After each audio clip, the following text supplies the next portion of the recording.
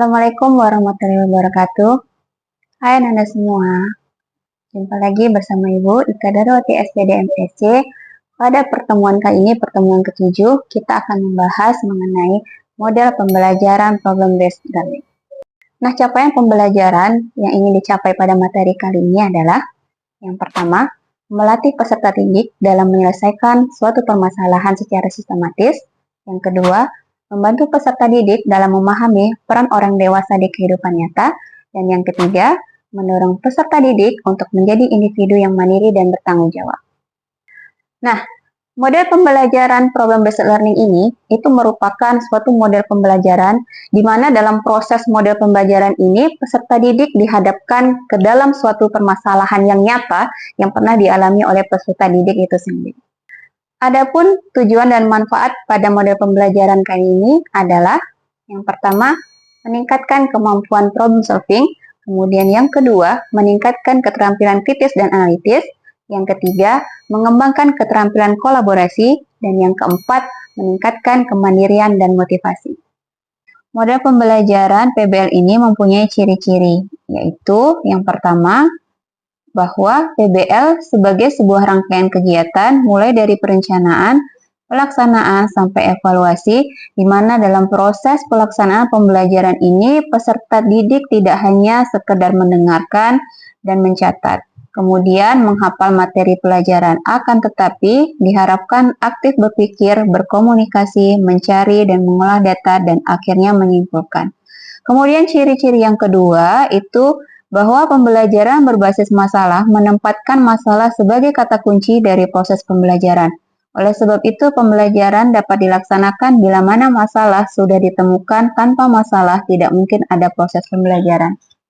Untuk ciri yang ketiga, bahwa PBL ini adalah suatu kerangka pembelajaran yang menggunakan pendekatan ilmiah. Nah, dilakukan dengan menggunakan pendekatan berpikir deduktif dan induktif. Jadi proses berpikir ini dilakukan secara sistematis dan empiris, di mana sistematis ini artinya berpikir ilmiah yang dilakukan melalui tahapan-tahapan tertentu. Sedangkan empiris itu artinya proses penyelesaian masalah yang didasarkan pada data dan fakta yang jelas.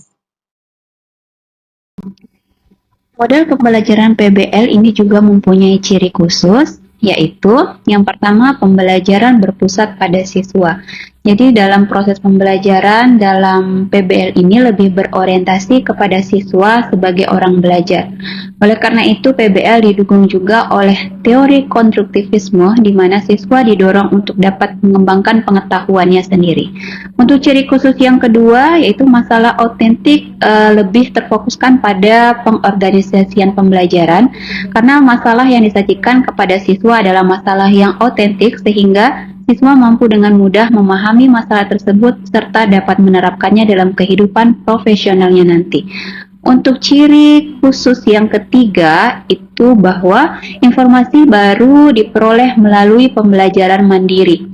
Jadi proses pemecahan masalah seringkali siswa belum mengetahui dan memahami semua pengetahuan prasyaratnya, sehingga siswa berusaha untuk mencari sendiri melalui sumbernya baik dari buku ataupun informasi lainnya. Untuk ciri khusus yang ketiga itu pembelajaran terjadi dalam kelompok kecil. Jadi agar terjadi interaksi ilmiah dan tukar pemikiran dalam usaha membangun pengetahuan secara kolaboratif, maka proses belajar mengajar dilaksanakan dalam kelompok kecil. Kelompok yang dibuat menuntut pembagian tugas yang jelas dan penetapan tujuan yang jelas. Nah, untuk ciri khusus yang terakhir itu bahwa guru berperan sebagai fasilitator. Nah, pada pelaksanaan proses belajar mengajar, guru hanya berperan sebagai fasilitator. Namun, walaupun begitu, guru harus selalu memantau perkembangan aktivitas siswa dan mendorong siswa agar mencapai target yang hendak dicapai. Model PBL ini juga mempunyai kelebihan dan kelemahan. Nah, kelebihan model PBL ini yaitu yang pertama, teknik yang cukup bagus untuk lebih memahami isi pelajaran. Yang kedua, dapat menantang kemampuan siswa. Yang ketiga, dapat meningkatkan aktivitas pembelajaran siswa. Yang keempat, dapat membantu siswa bagaimana mentransfer pengetahuan mereka untuk memahami masalah dalam kehidupan nyata. Yang kelima, dapat mengembangkan kemampuan siswa. Dan yang terakhir, yang keenam, dapat memberikan kesempatan siswa dalam mengaplikasikan pengetahuan yang mereka miliki dalam dunia nyata. Nah, untuk kelemahan model PBL ini sendiri yaitu yang pertama, manakala siswa tidak memiliki minat atau tidak memiliki kepercayaan bahwa masalah yang dipelajari dapat dipecahkan, maka mereka akan enggan untuk mencoba. Nah, kelemahan yang kedua, keberhasilan strategi pembelajaran melalui pemecahan masalah membutuhkan cukup waktu untuk persiapan. Nah, model pembelajaran problem based learning ini itu memiliki sifat yaitu yang pertama, orientasi siswa pada masalah. Yang kedua, mengorganisasikan siswa. Yang ketiga, membimbing penyelidikan. Yang keempat, mengembangkan dan menyajikan hasil. Dan yang kelima, menganalisis dan evaluasi masalah. Nah, untuk kegiatan guru dan peserta didik dalam model pembelajaran ini yaitu model pembelajaran PBL ini mempunyai langkah-langkah yaitu dari kegiatan guru dan peserta didik. Nah, pada model pembelajaran ini itu ada beberapa fase, di antaranya yang pertama pada fase arahkan peserta didik pada masalah. Kegiatan guru pada fase ini yaitu menjelaskan tujuan pembelajaran, menjelaskan persyaratan penting yang harus disediakan, dan memotivasi peserta didik. Nah, kegiatan peserta didiknya pada fase ini yaitu memahami tujuan pembelajaran, menyediakan persyaratan penting, dan menyiapkan diri untuk terlibat dalam aktivitas pembelajaran. Fase selanjutnya yaitu aturlah peserta didik untuk belajar. Nah, pada fase ini kegiatan gurunya yaitu membantu peserta didik untuk mendefinisikan masalah dan mengorganisasikan tugas belajar terkait dengan masalah. Nah, untuk kegiatan peserta didiknya itu mendefinisikan masalah dan bersiap menerima tugas belajar terkait dengan masalah.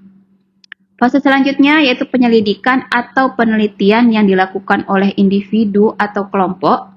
Pada fase ini kegiatan guru itu memberikan dorongan kepada peserta didik untuk mengumpulkan informasi, perilaku yang sesuai percobaan, dan mencari penjelasan dan solusi. Sedangkan kegiatan peserta didik pada fase ini yaitu mengumpulkan informasi, berperilaku yang sesuai dengan percobaan, dan mencari penjelasan dan solusi.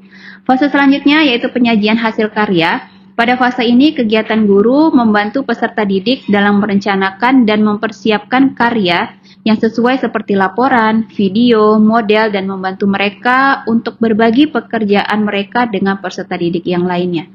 Nah, untuk kegiatan peserta didik pada fase ini itu merencanakan dan mempersiapkan karya dan membagi pekerjaan dengan peserta didik lainnya.